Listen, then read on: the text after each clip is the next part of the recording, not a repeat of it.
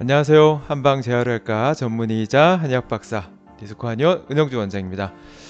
오늘 말씀드릴 환자분은요, 이제 척수 손상으로 인해서 하반신 마비와 대소변 마비가 생긴 분입니다.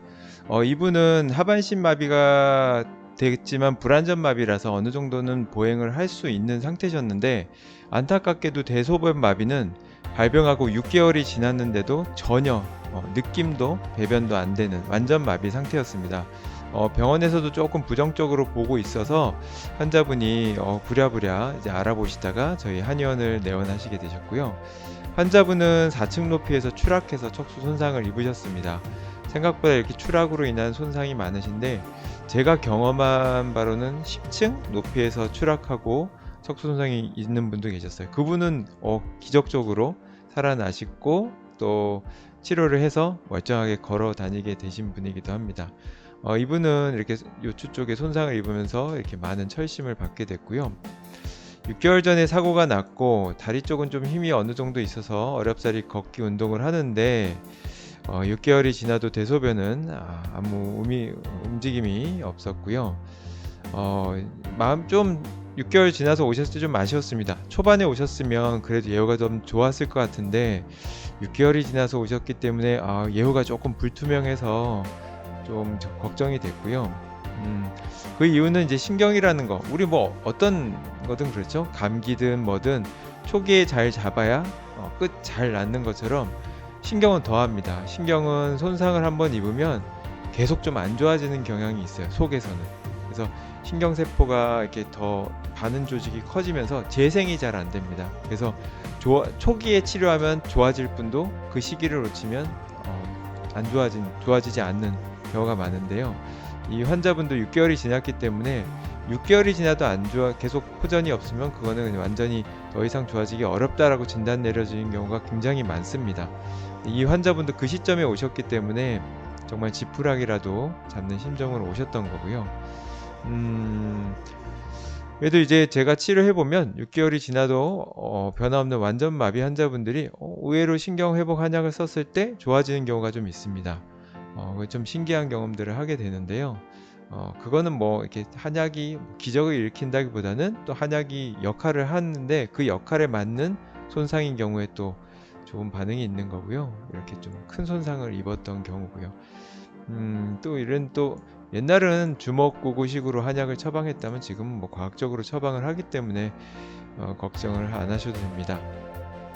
어, 이렇게 CT상으로도 많이 손상된 게 보이죠? 대소변의 경우 두 가지 신경 기능이 있습니다. 마려운 느낌 자체를 느껴져. 소변이 마렵다. 소변이 나오고 있다. 대변이 마렵다. 이런 느낌을 주는 감각 신경이 있고요. 마려울 때 보게 하는, 소변이나 대변을 직접 힘을 줘서 보게 하는 신경이 있습니다. 운동신경이고요. 근데 이 환자분은 감각도 운동도 안 됩니다.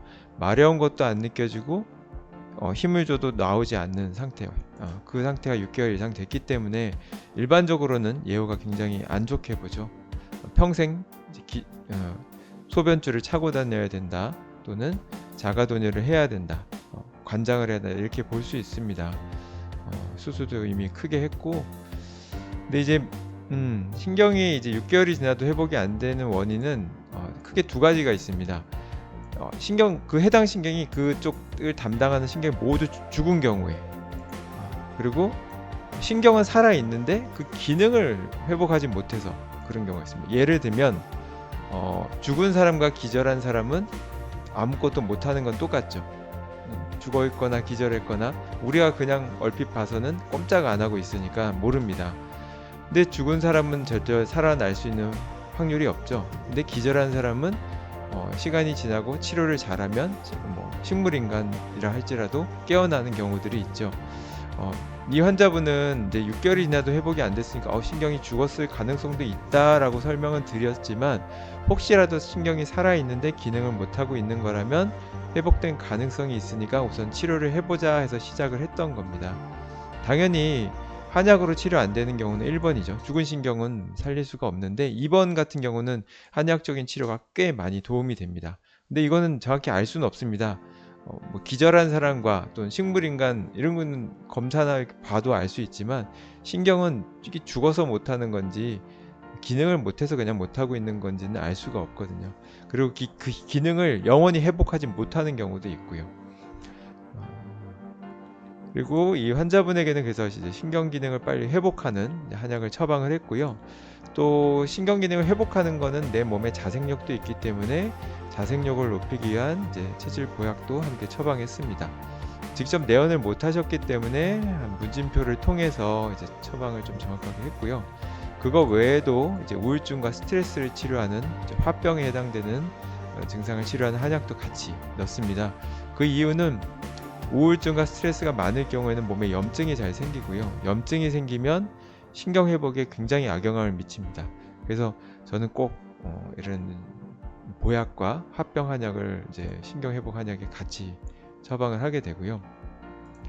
이분은 정말 다행스럽게도 신경 회복 한약 복용 3개월 후부터 이제 대소변 느낌도 생기고 4개월부터는 이제 스스로 배뇨를 할 수 있게 배변과 배뇨를 할 수 있게 되었습니다.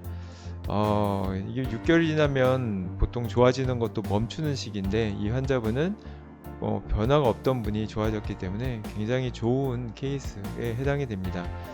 이분이 만약에 한약적인 치료를 만나지 않았다면 신경의 기능을 회복하지 못하다가 영영 회복하지 못하는 영구장애로 남았을 확률이 크지 않았을까 생각이 됩니다. 회복이 될 뿐이었으면 6개월 전에 됐겠죠. 이게 한약의 힘이 아닐까 생각이 됩니다. 그리고 이런 힘을 과학적으로도 규명했기 때문에 또 의료보험에 적용을 받도록 그런 보건복지부에서도 시범 사업에 일환을 하고 있지 않나 생각이 듭니다. 그래서 저는 예전에는 한 병원에서 한약 복용을 막는다면 어쩔 수 없네요. 한약 복용하는 곳으로 옮기시면 드세요 라고 하는데 지금은 이런 근거들이 많이 있고 또 한약 복용을 추천하는 병원도 많이 생겼기 때문에 한약을 복용하지 못하게 해서 못 먹는 분이 있다면 병원 옮기라고 합니다. 늦게 병원에서 처음에 복용 못하게 했다고 몇 개월 안 드시다가 나중에 먹게 해서 치료 기간을 놓치면 누굴 탓을 하겠습니까? 그 의사분도 최선을 다해 치료를 하지만 당연히 한의학적인 것에 무지하다 보니까 그런 말을 못했던 거죠. 그 한의학에 대해서도 좀 열린 마음도 있고 그런 근거를 좀 이해하는 과학적인 근거도 잘 공부하신 분들이라면 뭐 다른 한의학 병원처럼 한약을 권유할 겁니다. 그래서 한약을 복용하지 않게끔 하는 병원이 있다면 다른 병원에 옮기시도록 하고요.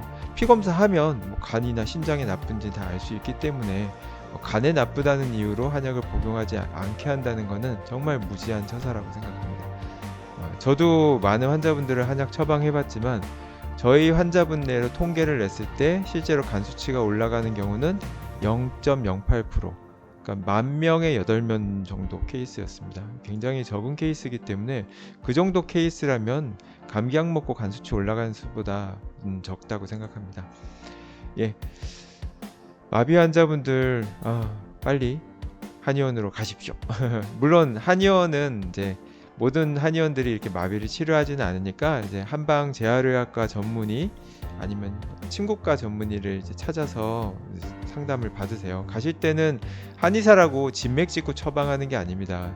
이런 의학적인 지식을 가지고 처방해야 되기 때문에 또 드시고 있는 양약이 어떤 약이냐에 따라서 또 같이 쓰면 안 되는 한약류도 있거든요. 뭐 쉽게 생각하면 당뇨 환자한테 감초 쓰면 안 됩니다. 당뇨 환자한테 뭐 용안육이라는 한약 쓰면 안 되고요. 왜냐면 당을 더 올리기 때문입니다. 그리고 뭐 심장이 안 좋은 환자분, 또 뭐 아스피린이나 혈전용해제를 드시는 분들한테 혈전용해 성질이 있는 한약을 쓰면 안 되는 것처럼 드시는 약에 대한 처방전, 그리고 뭐 진단서나 소견서, 그리고 검사했던 MRI나 이제 엑스레이 같은 거 가지고 오시는 게 좋고요.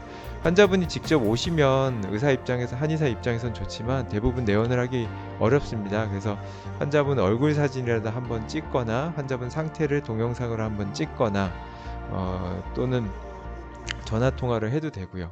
또는 저희가 이제 문진표를 직접 인터넷에 그러니까 문진표를 보내드리니까 그걸로 작성해서 100여 가지 여러 가지 항목들을 작성하면 체질도 좀 더 정확히 알 수 있습니다. 그래서 보호자분이나 지인분이 내원하셔서 상담받고 처방해도 됩니다. 요즘은 원격 의료의 시대이기 때문에 환자분이 직접 내원하지 않아도 디테일하게 검사 잘하고 항목 잘 조사하면 처방할 수 있습니다. 하여튼 많은 마비 환자분들이 한의학적인 치료에 도움을 받아서 회복하셨으면 좋겠고요. 병원을 세우자라는 건의도 들어옵니다. 병원을 같이 오픈하자라는 건의도 많이 들어오고요. 의사분한테도 들어오고 또 다른 이제 뭐 이쪽 계통에 있는 분들한테 들어오는데 제 성격이 뭔가 사업화하는 걸 별로 좋아하지 않습니다. 네. 환자분 진료하고 병원을 오픈하면 여러 가지 신경 써야 될 것도 많아서 진료에 매진할 수도 없고요. 여러 가지 저는 혼자 이렇게 치료하고 진단하고 공부하는 거 좋아하기 때문에 아직은 계획이 없습니다. 그래서 병원에 계시면 이렇게 오셔서 상담받고 처방 받으시면서 각자 계신 병원에서 열심히 재활 치료 받으시면 됩니다. 네. 많은 마비 환자분들이 한의학적인 치료를 받아서 좋아지는 날까지 계속 이렇게 좋은 케이스들 올리겠습니다. 말 주변이 없는데 들어주셔서 감사합니다. 지금까지 한방재활학과 전문의이자 한의학 박사 이스코 한의원 은영준 원장이었습니다.